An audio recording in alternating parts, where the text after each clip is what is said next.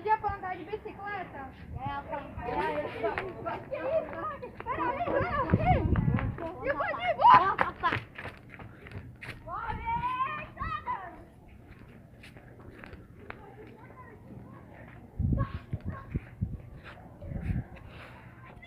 Oi!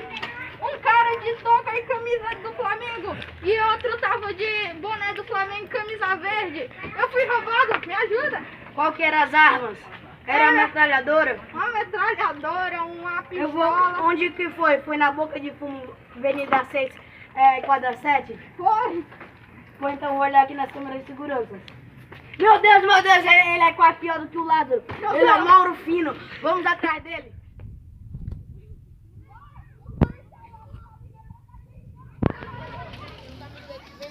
O boné do João Limão.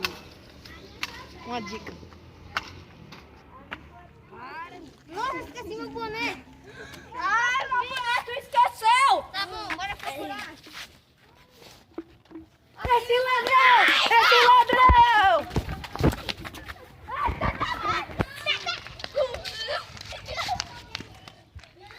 Nossa, eu vou ter que contratar mais gente. Ei, tu quer ser meu funcionário? Pra me ajudar a procurar um ladrão? Ou então, Cheirinho de pó. vem aqui. Bora aqui, primeiro eu vou te treinar. Eu corto. Dá essa mesmo? Ô, Lucas. Não, vai. Não, Não, para. vou fazer assim, ó.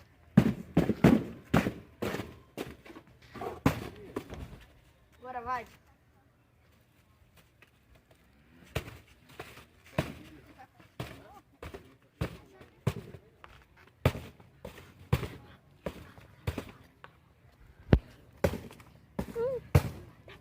Agora chute. Olha esse ladrão aí.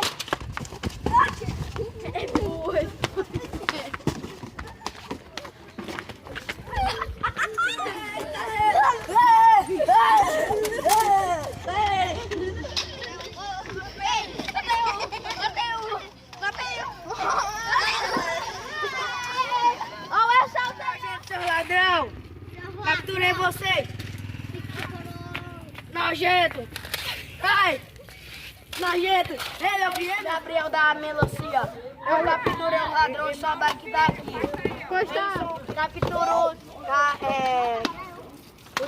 uso de gráfico de PlayStation. Para de Não. Vou pegar a bicicleta. Obrigado por recuperar, agora eu já posso ir embora. Agora tu pode levar também um tapa na cabeça. Fazendo que diabo? Cala a boca, te acho.